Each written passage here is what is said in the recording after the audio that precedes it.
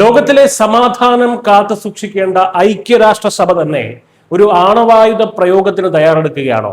അതും ഇറാനെതിരെ. കേൾക്കുമ്പോൾ അവിശ്വസനീയമെന്ന് തോന്നാമെങ്കിലും യുഎന്നുമായി ദീർഘകാലമായി ബന്ധപ്പെട്ട് പ്രവർത്തിക്കുന്ന ഒരു മുതിർന്ന നയതന്ത്രജ്ഞന്റെ വെളിപ്പെടുത്തലാണ് ഇപ്പോൾ ലോകത്തെ ഞെട്ടിച്ചിരിക്കുന്നത്.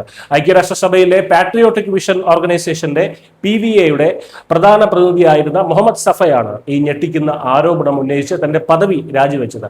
ഇറാനിൽ ആണവായുധങ്ങൾ ഉപയോഗിക്കാൻ UN തയ്യാറെടുക്കുകയാണെന്നും മനുഷ്യരാശിക്കെതിരായ ഈ വലിയ കുറ്റകൃത്യത്തിന് കൂട്ടുനിൽക്കാനോ അതിന് സാക്ഷിയാകാനോ തനിക്ക് കഴിയില്ല എന്നും വ്യക്തമാക്കിയാണ് അദ്ദേഹത്തിന്റെ ഈ രാജി ഇപ്പോൾ വരുന്നത്. തന്റെ ആശങ്കകൾ വിശദീകരിക്കുന്ന കത്ത് എക്സ് പ്ലാറ്റ്ഫോമിലൂടെ പങ്കുവെച്ചുകൊണ്ടാണ് അദ്ദേഹം ഈ ഒരു നിർണായക വിവരം പുറത്തുവിട്ടത്. മുഹമ്മദ് സഫ ഈ സംവിധാനങ്ങളിൽ പുതിയ ആളല്ല. 2013 മുതൽ UNന്റെ സാമ്പത്തിക സാമൂഹിക കൗൺസിലുമായി പ്രത്യേക പദവിയുള്ള PVAയുടെ എക്സിക്യൂട്ടീവ് ഡയറക്ടറാണ് അദ്ദേഹം. 2016 UNലേക്കുള്ള സ്ഥിരം പ്രതിനിധിയായും അദ്ദേഹം നാമനിർദ്ദേശം ചെയ്യപ്പെട്ടിരുന്നു.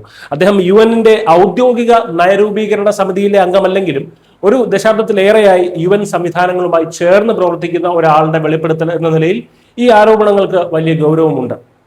ഐക്യരാഷ്ട്രസഭയിലെ ചില മുതിർന്ന ഉദ്യോഗസ്ഥർ വളരെ ശക്തമായ ഒരു ലോബിയുടെ സ്വാധീനത്തിലാണെന്നാണ് സഫയുടെ പ്രധാന ആരോപണം. ഈ ലോകത്തെ വിനാശകരമായ തീരുമാനങ്ങളിലേക്ക് നയിക്കുമെന്നും അദ്ദേഹം മുന്നറിയിപ്പ് നൽകുന്നുണ്ട്. 2023 ഒക്ടോബറിലെ ഇസ്രയേൽ ഹമാസ് യുദ്ധത്തിന് പിന്നാലെ താൻ നേരിട്ട സെൻസർഷിപ്പും ഭീഷണികളുമാണ് ഈ രാജിയിലേക്ക് അദ്ദേഹത്തെ നയിച്ച പ്രധാന കാരണങ്ങൾ എന്നാണ് അദ്ദേഹം പറയുന്നത്. അന്താരാഷ്ട്ര നിയമങ്ങൾ ലംഘിക്കുന്ന ചില രാജ്യങ്ങളെ സംരക്ഷിക്കാൻ UN ഉദ്യോഗസ്ഥർ ശ്രമിക്കുന്നതിനെതിരെ ശബ്ദമുയർത്തിയപ്പോൾ താൻ നിരന്തരം പാർശ്വവൽക്കരിക്കപ്പെട്ടുവെന്നും സഫ തുറന്നടിക്കുന്നു. 2023 മുതൽ തന്നെ രാജിക്കാര്യം പരിഗണനയിൽ ഉണ്ടായിരുന്നുവെന്നും അദ്ദേഹം വ്യക്തമാക്കി. മനുഷ്യരാശിയുടെ നിലനിൽപ്പിനെ തന്നെ ബാധിക്കുന്ന ഈ വലിയ ആരോപണങ്ങളോട് ഐക്യരാഷ്ട്രസഭ ഇതുവരെ ഔദ്യോഗികമായി പ്രതികരിച്ചിട്ടില്ല. ഈ ആരോപണങ്ങൾ ഔദ്യോഗികമായി സ്ഥിരീകരിക്കപ്പെട്ടിട്ടുമില്ല.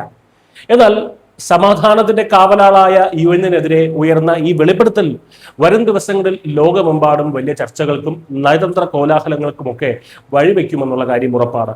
സത്യം എന്ത് തന്നെയായാലും ഈ ആരോപണത്തിന്റെ ഗൗരവം ഒട്ടും തന്നെ ചെറുതല്ല. News desk Malayalam.